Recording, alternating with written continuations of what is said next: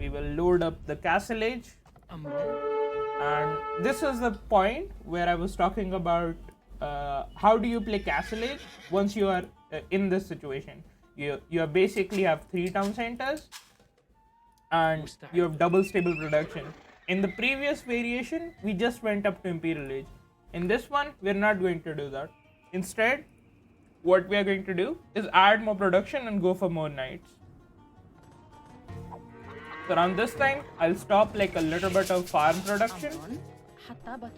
I'm still going to get heavy plow, that's not going to change, but I'm going to add more to gold.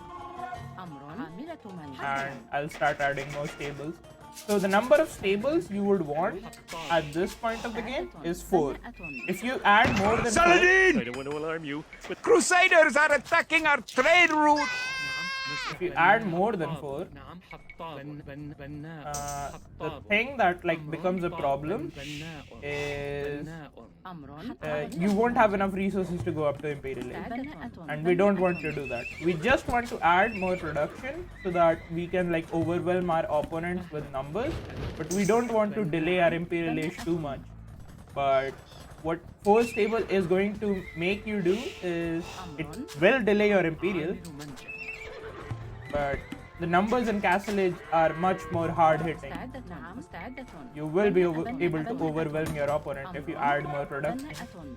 And since we are adding more production and investing more of our resources into... Saladin! I don't want to alarm you, but Crusaders are attacking our trade route! Thanks for the follow, guys. Since we are investing more resources into Castle Age, we want to add more economy as well. So this is where the 4th TC comes in. Instead of just sticking with 3 TC, we're gonna play 4 TC. And one of the extra TCs can go on either of the gold. You usually want to use your 4th town center on one of the gold. One of the TCs can just stay on gold as well.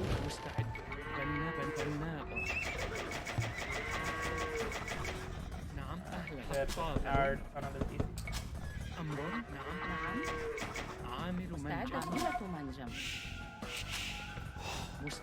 Yeah. So since we're adding more production, we're gonna add more economy as well. This is the second transition that you can do in Castle Age, where if you want to add more production, you just add like 2 more stables, continuously make from those stables.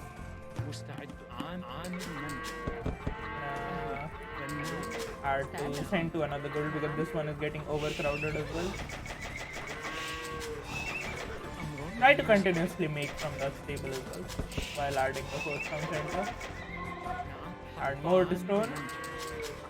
And the build kinda remains the same, but the number of farms now that you need, instead of your 35 to 40 farms, you need something like 40 to 45 farms. So it's like 5 more than the ones you need. It remains like pretty similar, but like you would need that extra economy to click up to Imperial Age.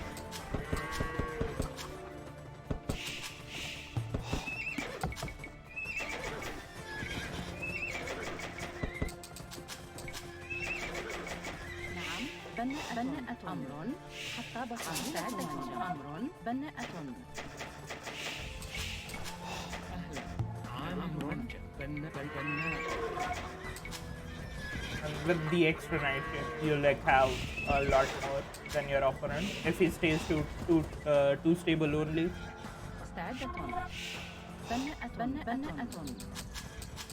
Getting handcart as always, around 100 villages, and this is around the time like once you have around 100 villages, this is when you should be thinking about clicking up as well.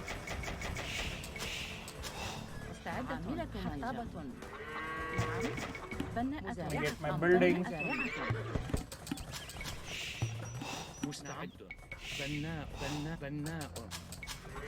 Of course, you can cut off production at any point after doing the 4 stables, but this is like with constant production.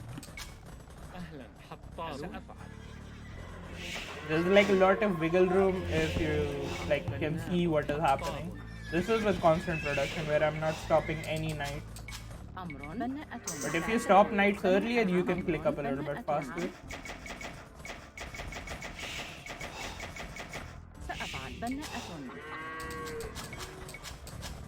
مستعدة. أمر صحيح. حسنا. بناءة.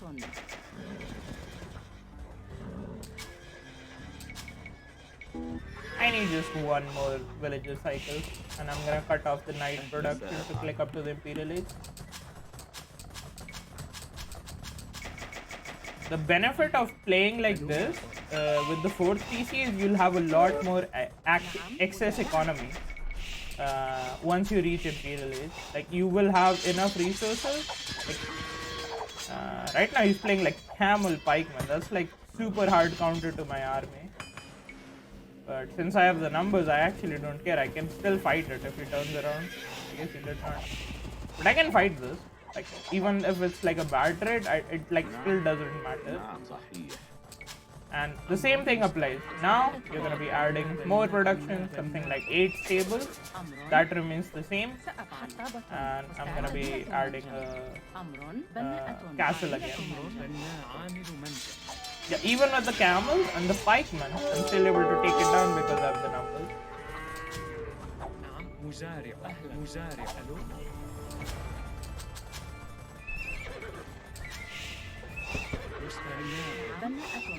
So, like, once I'm up, I'll again start making camels, pick up relics with my monk, and with the castle I'm gonna get like the conscription and the zealotry take again, and it remains the same. The only difference that we did in Castle Age is by adding more production and making a lot more knights. And with that you need 1 extra town center and 5 or 10 more farms than normal, which is like you have to remember the farm count. And once you're up, like, you just spam camels. Like, you can full skew all your 8 stables. That is how much economy you have. You're up to Imperial Age like 1 or 2 minutes later, or even like 2 or 3 minutes later.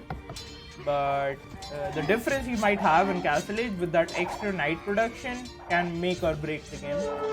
If the game is a lot more passive, you don't need to add production, and you need that technology advantage with going up to Imperial Age faster. But if the game is not passive, you kind of need to like play heavy Castle Age by adding more production.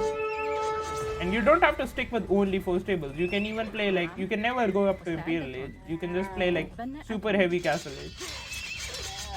You can just keep adding production and keep making like a lot of units. And once I have all my upgrades, I'm gonna do the same thing. And with the farm count, I need like 50 to 60 farms instead of your typical 50. I need something like 60 this time. And with 4 town centers, it's not going to be that hard.